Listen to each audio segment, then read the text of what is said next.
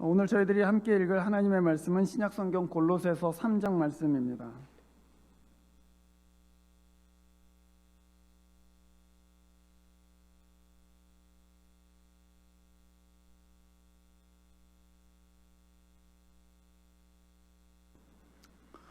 신약성경 골로새서 3장 12절부터 17절까지의 말씀입니다.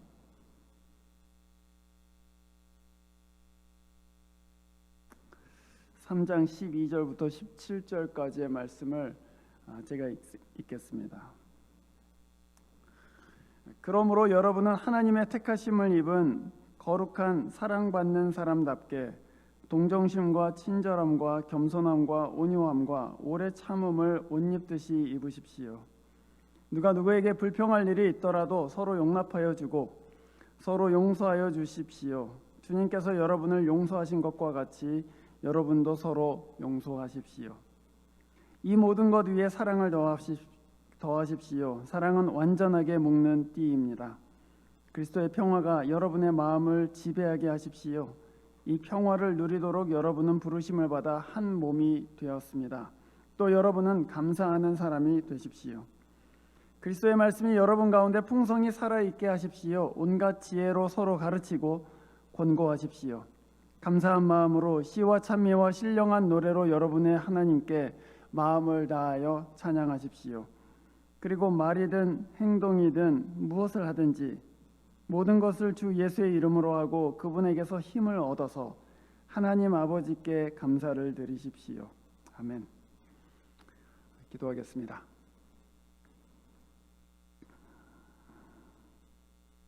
전능하신 하나님 아버지께서는 저희를 부르셔서 한 교회로, 한 형제와 자매로 묶어주시고 또 오늘 하나님 앞에 인도하여 주셨습니다. 이 말씀을 함께 듣고자 합니다. 주님께서는 말씀 가운데에 말씀하여 주시고 또 우리 각 사람 심령 가운데에 하나님의 뜻을 또 하나님의 부르심을 드러내 주셔서 깨달아 알고 은혜를 깨달으며 건강하게 세워지는 시간 되도록 역사하여 주시옵소서. 주 예수 그리스도 이름으로 기도합니다. 아멘. 가족 세미나에 참석한 한 묵뚝뚝한 경상도 남자가 있었습니다. 중년 남성인데 이거 가정생활 이렇게 하면 괜찮겠는가 하는 그런 위기의식도 들고 그래서 세미나에 참석했습니다. 가족 간에 대화가 없는 것이 가장 큰 문제다 하는 말을 듣게 되었습니다. 그것도 가정에서 가장이 말을 안 하니까 더 문제다. 그런 문제라는 것을 듣게 되었습니다. 그래서 집에 세미나를 듣고 돌아와서 우리 집에 진짜 그렇게 말을 안 하나? 그리고 밥 먹을 때 이렇게 보니까 아무도 말을 안 해요. 그래서 이거 진짜 큰일 났구나. 밥 먹는데 이렇게 대화가 없어서는 되겠나? 그래서는 뭔가 의미 있는 대화를 해야겠다고 생각하고서는 밥상을 탕 치면서 얘기했습니다. 밥 먹었나? 다르게 살기를 원하시죠? 가정에서나 또 결혼 생활에서나 또 친구 관계에서 지금과는 좀 다르게 살고 싶다 하는 그런 마음을 다 가지고 있습니다. 그런데 여러분, 다르게 사는 것이 그렇게 쉽지가 않습니다. 세월의 관성을 거슬러서 사는 것이 진짜 어려워요. 몸에 밴 사고 방식 또 말투 하나, 그거 하나 고치는데도 엄청나게 어렵습니다. 그래서 생각해 보면 어제와 오늘이 별로 다르지 않고 심지어는 작년하고 올해도 또는 더 힘들게는 10년 전이나 지금이나 다 똑같은 것 같아요.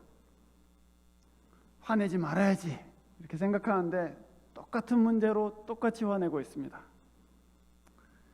내가 이런 일로 상처받지 말아야지 생각하지만 똑같은 문제 똑같이 상처받습니다. 똑같이 말을 하지 않고 똑같이 관계가 나빠지고 그래서 이거 옛사람을 벗어버리기가 너무나도 힘들구나. 이전과는 다르게 산다는 것이 너무나도 어렵구나 하는 것을 아프게 깨닫게 됩니다.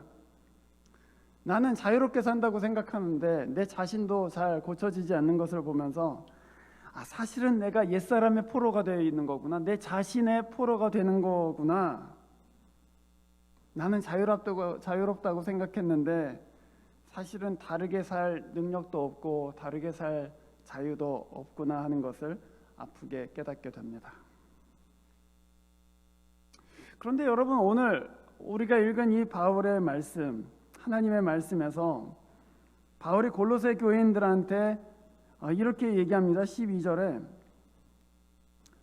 여러분은 하나님의 택하심을 받은 거룩하고 사랑받는 사람답게 동정심과 친절함과 겸손함과 온유함과 오래 참음을 옷 입으십시오. 그렇게 얘기해요. 너무 쉽게 얘기하는 거 아닙니까? 아니, 바울은 사람이 바뀌는 게 진짜 어렵다는 걸 진짜 모르나? 어떻게 이렇게 쉽게 얘기할 수 있나? 그냥 옷 입으라고?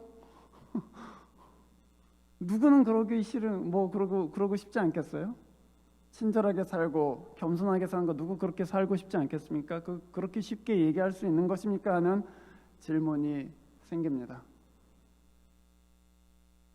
그런데 여러분, 사실은 이 말씀이 바울이 이렇게 어떻게 보면 너무 쉽게 얘기할 수 있는 이 이유는 12절 말씀에 그러므로라는 말 때문입니다. 그러므로.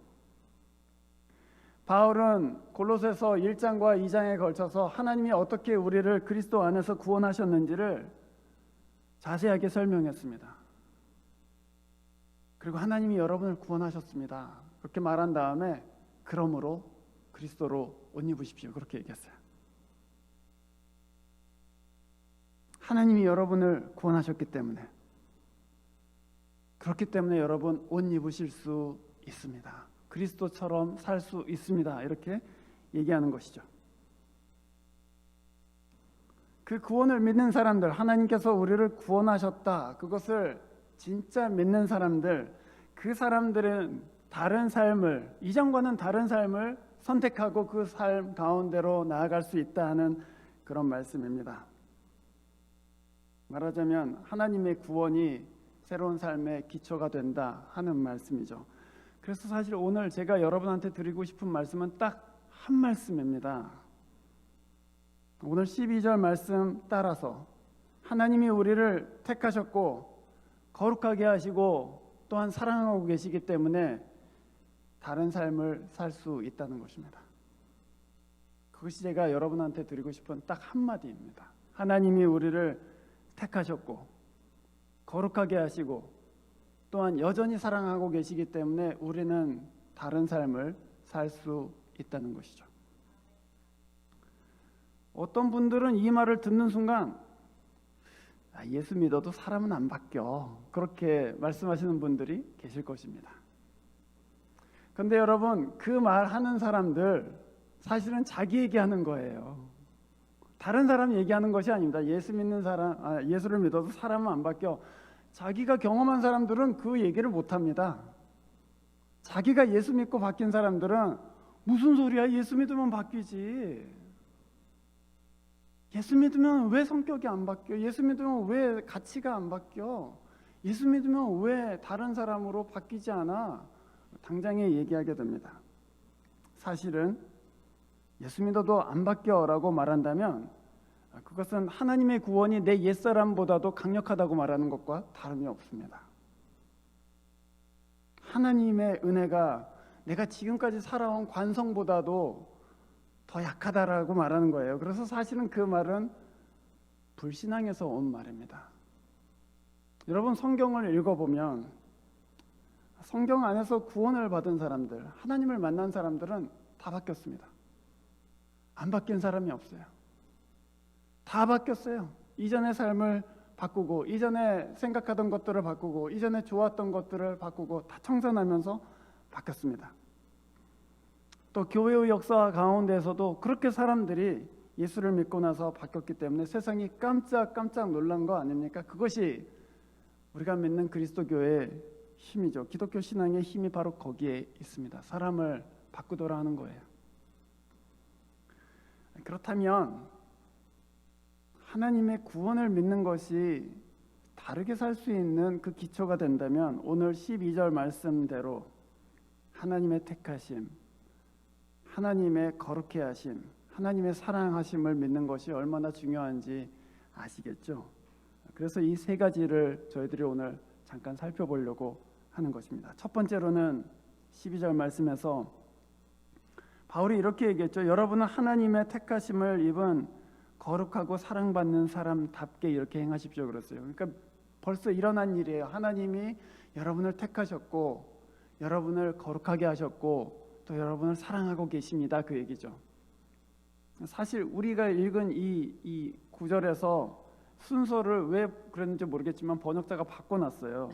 바른 순서, 그 원문에 있는 순서는 하나님이 택하셨고 거룩하게 하셨고 사랑하신다는 그 순서입니다. 그래서 그 순서에 따라서 저희들이 말씀을 나누려고 합니다. 하나님이 여러분을 택하셨다고 바울이 얘기합니다.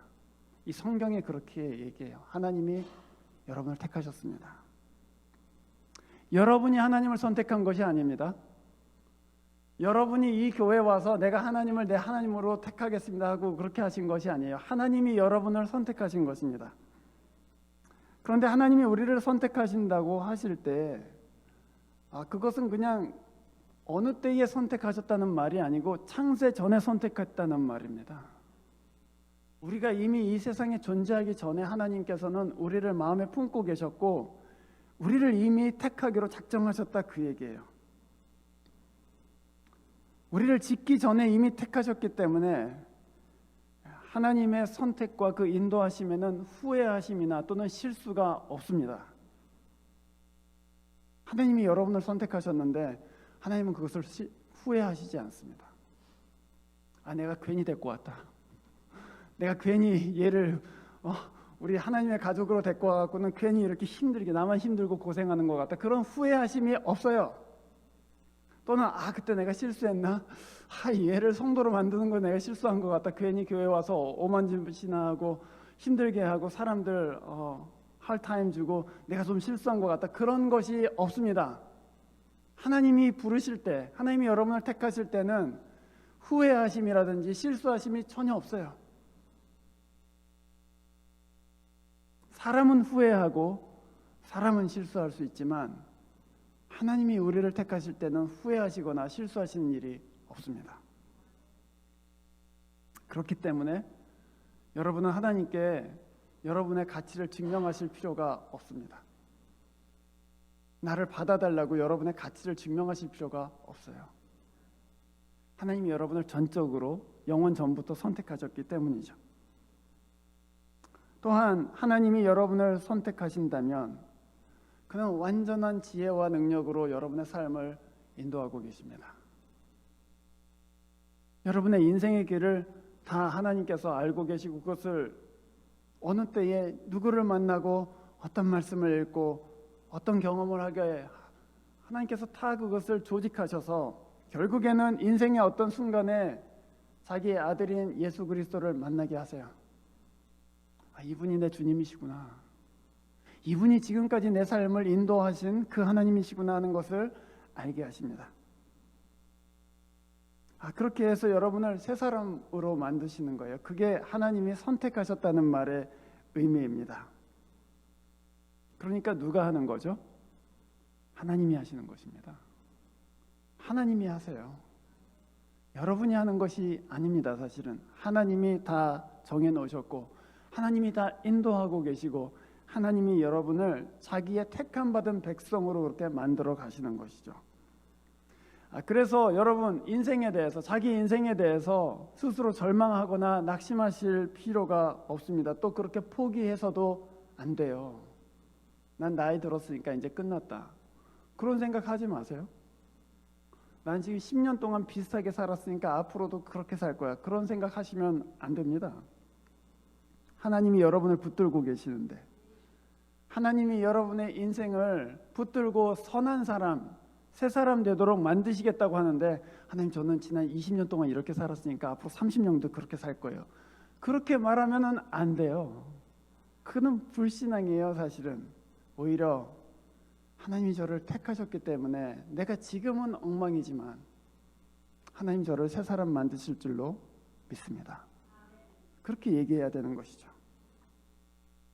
하나님이 여러분을 택하실 때에 망가지라고 택하시지 않았고 그 인생에 복을 주시려고 그 인생에 희망을 주시려고 여러분을 택하신 줄로 믿습니다. 이전과는 다르게 살아라. 그리고 내가 그렇게 해주겠다 하고 여러분을 인도하고 계시는 것이죠. 그래서 하나님이 나를 택하셨다는 것을 믿으면, 그리고 그분이 주권적인 은혜와 능력으로 나를 인도하고 계시다는 것을 믿으면 다르게 살 수 있겠구나 하는 희망이 생깁니다. 해보세요. 주님이 하십니다. 두 번째로 하나님이 여러분을 거룩해 하십니다. 이 거룩이란 말은 사실 조금 어려운 말이죠. 거룩이라는 말은 하나님을 위해서 구별된 상태를 뜻합니다. 예를 들어서 저희들이 한 달에 한 번씩 성찬하잖아요. 우리는 지금 디스포저블 컵을 쓰고 있지만 사실은 그 교회에서 성찬 용기라고 해서 그 노수로 만든 잔을 사용하지 않습니까? 근데 여러분, 그 잔이라는 것이 공장에서 만든 거예요. 그리고 그냥 다른 용도로 쓰면 얼마든지 다른 용도로 사용할 수 있죠. 그러나 그 성찬용 컵을 교회에 갖고 와서 이 성찬을 위해서만 사용한다, 하나님을 위해서만 이 컵을 사용하지 밥 먹을 땐 사용하지 않는다 하고 그것을 구별하면 그 컵은 거룩한 컵이 됩니다. 근데 우리도 마찬가지예요. 우리도 하나님께서 너는 나를 위해서 구별했다. 그래서 우리 자신을 하나님께서 구별해 주셔서 너는 나를 위해서 사는 사람이다. 너는 내 영광을 위해서 내가 다른 사람으로부터 또는 세상으로부터 구별해냈다. 그렇게 해서 우리를 구별해 주시면 우리는 거룩한 사람이 됩니다. 우리 도덕적인 어떤 성품이 거룩해진다는 얘기가 아니에요. 하나님을 위해서 내가 바쳐졌다 할 때 나는 거룩한 사람이 되는 것이죠. 그 사람은 하나님께만 속합니다. 그 사람의 주인은 사람이 될 수가 없어요. 그래서 1세기에 예수를 믿은 많은 그 크리스찬 노예들이 있었는데, 이 노예들은 자기가 물론 자기 주인에게 속하여 있지만 나는 사실은 하나님께 속했습니다 하는 엄청난 자부감을 느꼈어요. 나는 이 세상에서 사람의 종으로 지금 일하고 있지만 사실 나를 진짜로 소유하시는 분은 하나님이시다. 내 생명도 내 몸도 내가 가진 모든 것이 다 주께 속해 있다, 이렇게 생각했어요. 그래서 그 하늘에 계신 하나님을 섬겼기 때문에 이 1세기의 그리스도인들이었던 노예들 안에 엄청난 자존감이 있었어요.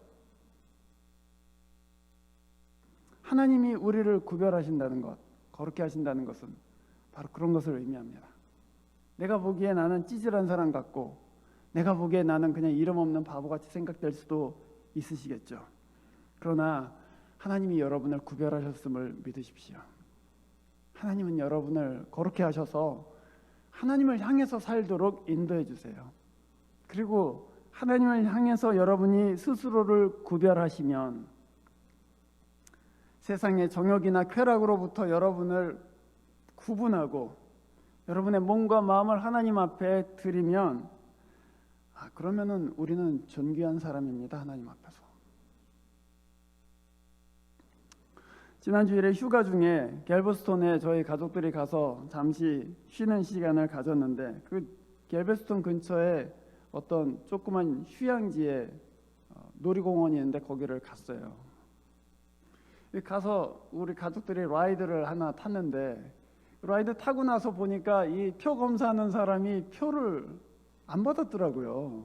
그래서 내장이 고스란히 남았어요. 그래서 우리 가족들이 와, 신난다, 공짜표 생겼다 그러고서는 다음 거 타러 가자 그러고서는 공짜표를 가지고 다음 거를 타러 가려고 하는데, 제 마음속에 그런 음성이 들려요. 야, 조 목사, 그깟 20불 때문에 성도의 자존심 버릴 거야?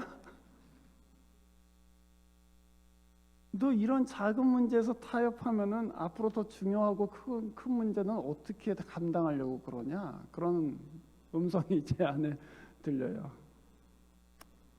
그래서 아까운데 어쩔 수 없이 그 내장을 쓰레기통에다 버리고 다시 티켓 박스에 가갖고 내장을 20불 주고 샀습니다. 우리의 삶은 우리의 욕심이나 정욕보다 훨씬 더 고귀하고 중요한 것들을 위해서 구분되어 있습니다. 하나님께서는 우리를 거룩하게 하시는데 그것은 우리의 삶이 그냥 다만 이 세상의 것에 묶여서 울고불고 하지 않도록 하나님 나라의 존귀한 것을 위해서 사용되도록 그렇게 구별해내신 거예요. 사실은 그걸 믿으면 하나님이 나를 거룩하게 하게 하시는구나, 하나님이 나를 구별하시는구나, 그것을 믿으면 이 세상에 하찮은 것으로 울고불고 하던 것을 떠나게 됩니다. 그리고 하나님의 영광을 위해서 살아야지 하는 헌신의 마음이 우리 마음 가운데 생겨요. 그러면 새로워질 수 있습니다. 그것이 우리가 믿어야 되는 두 번째 하나님의 구원이에요. 하나님이 우리를 거룩하게 하신다. 그런데 세 번째로 바울은 하나님이 우리를 사랑하신다 그렇게 얘기했습니다. 여러분이 만약에 하나님이 왜 우리를 택하시고 또 왜 우리를 구별하십니까? 라고 물으시면 아마 하나님 그렇게 대답하실 거예요. 그것은 내가 너를 사랑하기 때문이란다. 근데 만약에 여러분이 하나님 보고 아 그래요? 그럼 왜 저를 사랑하세요? 라고 물으면 그건 완전히 바보 같은 질문입니다. 여러분 혹시 사랑하는 사람한테 왜 나를 사랑해? 하고 물어보신 적 있어요? 왜 나를 사랑하라고 물었는데 네 돈 때문에 사랑해? 그렇게 얘기하면 얼마나 힘드시겠어요. 또는 사실은 네가 이쁘니까 사랑하지. 그럼 내가 만약에 나이 들어갖고 살이 찌고 이렇게 눈꺼풀이 이렇게 두 겹 세 겹이 되면 나를 미워하겠구나. 만약에 사랑하는데 거기에 이유가 있다면 그건 진짜 사랑이 아니죠. 사랑한다면 거기엔 이유가 없어요. 사랑은 원래 무조건적이죠. 그냥 사랑하는 거예요. 그냥 예뻐 보이는 것이고 그냥 좋은 거예요. 그 사람의 무엇을 보고 사랑하는 게 아니에요. 하나님이 우리를 사랑하신다 할 때 우리 안에 있는 어떤 것 때문에 사랑하시는 것이 아니고 우리 안에 무엇가 있든지 상관없이 하나님께서 그냥 너를 사랑하는 거야 라고 대답하시는 것이죠. 우리가 하나님께 무엇을 잘해서 사랑하시는 것이 아닙니다. 참 사랑에는 이유도 없고 조건도 없어요. 그래서 사랑은 언제나 은혜예요. 왜 나를 사랑하지? 이유를 찾을 수가 없어요. 그냥 은혜로 사랑하시는구나. 그냥 은혜로 베풀어 주시는구나. 그래서 사랑에는 언제나 자유가 있어요. 내 안에 있는 무엇 때문에 사랑한다면 그것을 지켜야 되잖아요. 내가 예쁘기 때문에 사랑한다면 나는 평생토록 갖고 와야 되는 거잖아요. 내 돈 때문에 사랑하는구나 그러면은 나는 평생 동안 돈을 갖고 있어야만 되잖아요. 하지만 하나님은 우리를 난 그냥 너를 사랑한다 하시기 때문에 거기엔 자유가 있어요. 내가 될 수 있는 거구나. 우리는 다 예수의 십자가를 통해서 하나님이 얼마나 우리를 사랑하시는지를 깨달았습니다. 근데 여러분 사실 우리가 믿은 지 오래돼서 예수가 우리를 사랑하셨다 그래서 자기 목숨을 주셨다 하면은 너무 무덤덤하게 들리지만 사실 이 세상에 도대체 누가 나를 위해서 죽어준 사람이 어디 있어요? 그런 사랑을 받는 사람이 이 세상에 누가 있겠습니까? 그것도 사람이 아닌 하나님의 아들이 나를 위해서 죽으셨다. 그것도 내가 하나님께 해드릴 뭐가 있어서 죽으신 것이 아니고 그냥 사랑해서 죽었다 한다면 그런 사랑을 받은 사람은 이 세상에는 없습니다. 사실은 여러분은 그 사랑을 받았어요. 그래서 그 사랑을 깨달으면 왜 나 같은 사람을 위해서 그렇게 사랑하시는가 하고 그 은혜를 여러분이 깨달으시면 그 은혜는 반드시 여러분 안에서 나도 사랑해야지 하는 그런 마음을 품게 합니다. 하나님을 어떻게 하면 기쁘시게 할까? 뭐라도 드릴까? 뭐를 하나님께 드려서 주님을 기쁘시게 할까? 또 무엇을 해서 주님의 마음을 흐뭇하게 할까? 그런 응답하고자 하는 마음이 내 안에서 생겨요.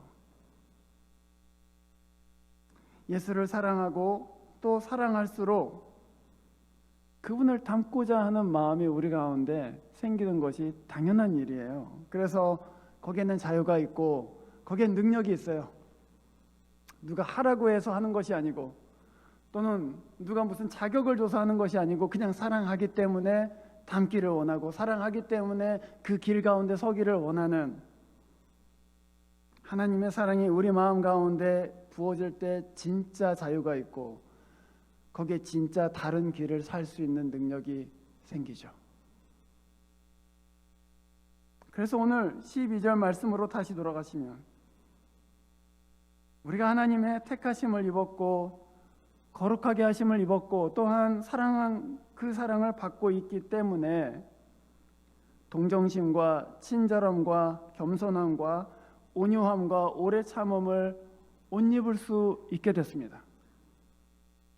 그게 예수 안에서 본 것이기 때문에 그래요. 내가 그거 봤다. 예수 안에서 예수께서 나에게 오래 참아주셨음을 내가 안다. 예수께서 내가 얼마나 하나님께 거칠게 굴었는데 예수께서는 나에게 친절하게 대하셨다. 내가 얼마나 오만하게 하나님의 말씀을 무시했는데 예수께서는 겸손하게 나를 끌어안아 주셨다. 그것을 예수 안에서 다 봤어요. 그리고 그 예수를 사랑하기 때문에 예수님, 제가 이제는 이렇게 살지 않겠습니다.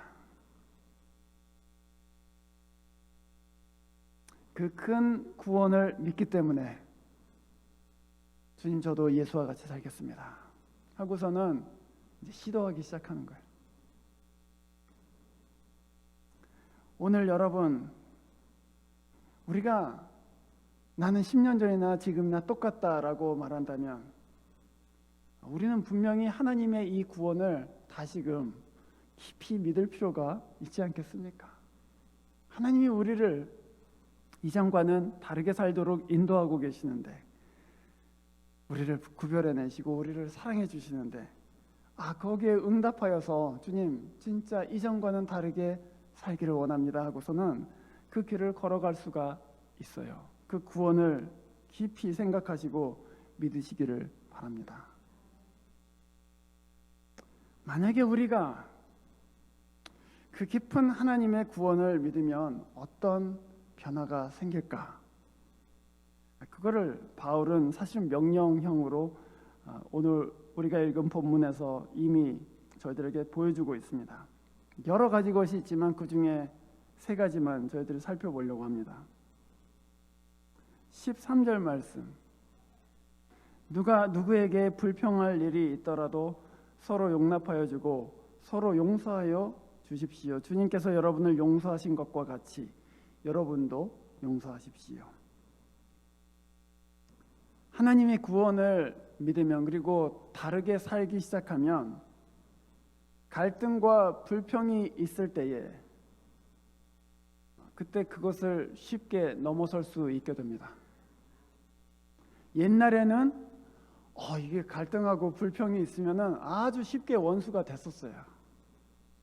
그 분노가 오랫동안 가요. 저 집사 나한테 왜 그러지? 저 사람 왜 나한테 이렇게 꼬인 말을 하지? 그러고서는 그게 내 마음을 흔드는데 이게 너무너무 오래 가요. 그래서는 원수가 돼버려요. 말하지 않습니다. 또 이 분노로 인해서 상한 마음을 오랫동안 풀지 않고 있어요. 그런데 하나님의 구원을 믿고 나니까 내가 뭐하러 이런 작은 문제로 인해서 이렇게 오랫동안 분노하고 있나? 그게 도대체 뭐라고? 이러면 어떻고 또 저러면 어떤가? 그런 넓은 마음이 생기기 시작해요. 그래서 오늘 이 말씀처럼 그거 별거 아니다. 내가 조금 자존심 다쳤지만 그거 별거 아니다 해서 서로 용납하고 서로 용서를 구하고 또한 서로 용서할 수 있게 됩니다. 그거 우리 별일 아니잖아. 우리 10년, 20년 같이 이 교회에서 교우로 살 사람들이잖아. 그리고 결국에는 하나님 나라에 같이 갈 사람들이잖아. 그래서 그거 별로 대수로운 문제 아닌 것으로 용서합니다. 오히려 14절 말씀처럼 그 모든 것 위에 사랑을 더하게 됩니다. 내가 더 사랑해야지. 천국에 같이 갈 양반들인데 더 잘 섬겨야지 하는 그 마음을 품게 돼요. 이것이 하나님의 구원을 믿는 교회의 모습이죠. 물론 이 길을 가려고 하면 이전보다는 조금 더 덜컹거릴 수 있습니다. 그렇잖아요? 예전에는 그냥 말 안 하면 끝이에요. 그리고 한 몇 개월, 1년, 2년, 3년 그렇게 지나갈 수 있어요. 그냥 속에 분노가 있지만 그냥 말 안 해. 근데 이제 용납하려고 하니까, 용서를 빌려고 하니까, 또 용서하려고 하니까 이전보다 더 힘들어질 수도 있습니다. 왜냐하면 좁은 길이기 때문에 그래요. 예수님이 말씀하신 그 좁은 길이 협착하여 찾는 이가 적은데 비포장도로에 덜컹덜컹거리고 가죠. 그러나 여러분, 그 길이 생명으로 인도하는 길이에요. 분노하고 마음속에 쌓아두고 오랫동안 말 안 해버리면 마음은 편할지 모르겠지만, 겉으로는 평안할지는 모르겠지만 그 길은 망하는 길입니다. 예수의 구원을 믿는 교회는 용납합니다. 또 용서를 구하고 또 용서합니다. 그게 어려울지라도 그렇게 하는 교회가 진짜 교회죠. 두 번째로 15절 말씀을 보십시오. 하나님의 구원을 깊이 믿으면 그 교회는, 그 신자의 마음에는 그리스도의 평화가 마음을 지배합니다.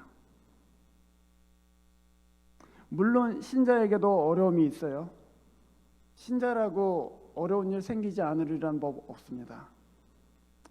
그러나 여러분, 분쟁이 있을 때에, 어려운 일 생길 때에, 내 마음에 염려와 근심들이 일어날 때에 그때 기도해요. 하나님이 나를 택하셨으니까, 하나님이 나를 구별하시고 사랑하고 계시니까 나는 하나님께 가는 거예요. 내 길이 주께 있고 내 인생이 주의 손에 있으니까 내가 갈 곳은 사람이 아니라 하나님이다. 그래서 하나님 앞으로 갑니다. 사람 붙들고 싸우지 않아요. 여러분, 사람 붙들고 싸워봐야 뭐 되는 거 있습니까? 사실 없습니다. 사람 붙들고 싸워봐야 마음만 상하고 관계만 깨지죠. 그러나 그럴 때에 하나님 앞으로 가세요. 하나님, 이 문제는 하나님 손에 의탁합니다. 하나님, 제가 하나님 앞에 이 문제 위해서 기도하는데 주님께서 제 마음 고쳐주시고 또 저 형제의 마음도 만져주시고 그래서 해결되게 해 주십시오. 하나님의 얼굴을 구하면 평화가 우리 마음 가운데 임하게 됩니다. 분노 오래 가지 않아요. 그거 괜찮다.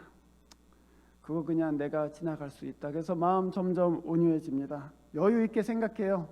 하나님이 내가 그냥 여기서 양보하면 되지 뭐. 내가 여기서 조금 더 손해보면 되지 뭐. 그래서 져주게 돼요. 그래도 속상하지 않습니다.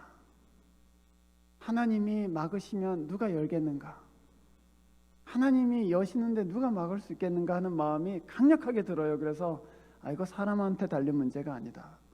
하나님께 가면 된다. 그러고서는 기도하기 시작합니다. 그러면 그리스도의 평화가 내 마음을 지배하게 됩니다. 거기로 가세요. 하나님의 구원을 믿고 그 평화 가운데로 가시기를 바랍니다. 세 번째로 16절 말씀을 보세요. 하나님의 구원을 우리가 깊이 믿고 거기에 뿌리를 내리면 그리스도의 말씀이 여러분 가운데 풍성히 살아있게 됩니다. 왜 그러냐 하면 이렇게 단순합니다. 주님의 구원을 우리가 깊이 믿으면 하나님이 나로 하여금 새로운 길을 가게 하시는구나, 다르게 살라고 하시는구나, 그리스도와 같이 살라고 하시는구나 하는 것을 알게 되잖아요. 근데 이게 이 새로운 삶이라는 것이 지금까지 우리가 살아왔던 삶을 다 뒤집는 삶이에요. 회개라는 것이 바로 그것입니다. 내가 지금까지 사람을 대해왔던 방식을 다 뒤집기 시작하는 거예요. 이게 배워야 될 게 한두 가지가 아니에요. 이런 때는 어떻게 하지? 저런 때는 어떻게 하지? 그래서 갈 곳은 단 한 군데밖에 없어요. 하나님의 말씀에 갈 수밖에 없어요. 거기에 답이 있기 때문이죠. 마음이 답답할 때 시편 읽습니다. 시편을 소리내서 막 읽어요. 하나님, 제 마음 무뎌질 때 하나님께서 제 마음 가운데 말씀해 주십시오 하고 시편을 읽어요. 마음이 우울하고 막 디프레스 될 때, 하나님, 주님은 소망의 하나님이신데 왜 제 마음은 이렇게 어둡습니다. 그때 이사야의 말씀을 읽어요. 이사야 40장부터 66장까지 계속 읽어요. 그냥 소리내서. 너는 내가 선택했다. 너는 내 것이다. 내가 너를 물 가운데 건져냈고 불 가운데 건져냈다 하는 말씀을 막 들어요. 그러면서 그 우울함에서 벗어나기 시작합니다. 고통 중에 있을 때 욥기 읽어요. 하나님이 고통하게 하신 욥, 그 사람 안에서 나를 발견하고, 아, 이거 지나가겠구나. 아, 이거 끝에는 내가 하나님을 보겠구나. 이 끝에는 하나님이 나를 인정해 주시겠구나 하는 마음을 품게 됩니다. 용기가 부족할 때에 느헤미야를 읽어요. 아, 이 사람 혼자서 하나님의 일을 하겠다고 이리 뛰고 저리 뛰고 결국에는 성벽 짓고 마는구나. 하나님이 도와주시는구나. 그래서 이 그리스도인의 삶의 모든 답을 그 하나님의 말씀 가운데서 찾으려고 애쓰고, 그래서 하나님의 말씀 가운데서 배우려고 애쓰고 풍성해질 수밖에 없어요. 그것이 16절 말씀이에요. 그리스도의 말씀이 여러분 가운데 풍성하게 살아있게 하십시오. 그냥 죽은 말씀이 아니라 내게 역사하는 말씀, 이 교회에 역사하고 계시는 그 말씀 되게 하십시오. 그 말씀이죠.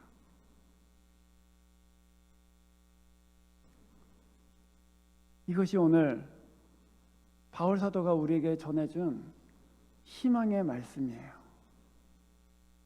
아, 이제는 작년하고는 다르게 살 수 있겠다.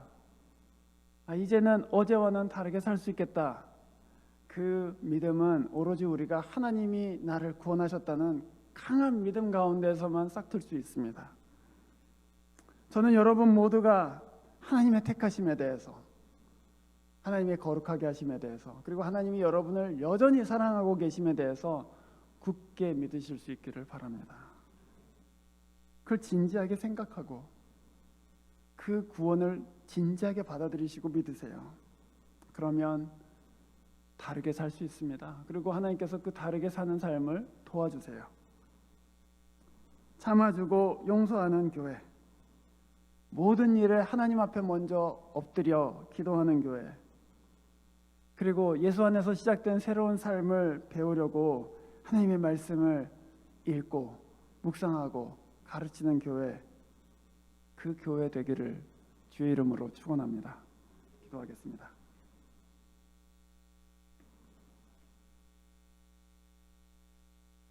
주님이 큰 구원을 저희들에게 허락하여 주셨으니 감사드립니다. 전능하신 하나님께서 우리가 무엇 하기도 전에, 또 심지어는 태어나기도 이전에 우리를 자기의 자녀로 택해 주시고 거룩한 자로 불러주시고 순간순간 조건 없이 영원토록 사랑해 주시는 은혜에 감사드립니다. 그 은혜를 깨닫고 이제부터는 그리스도를 쫓아서 새로운 삶 가운데로 나아갈 수 있도록 저희 교회에 은혜를 베풀어 주십시오. 또 매일매일 그리스도를 닮아가는 귀한 성도들 되도록, 또 하나님의 자녀들 되도록 성령께서 인도해 주십시오. 주 예수 그리스도 이름으로 기도합니다. 아멘.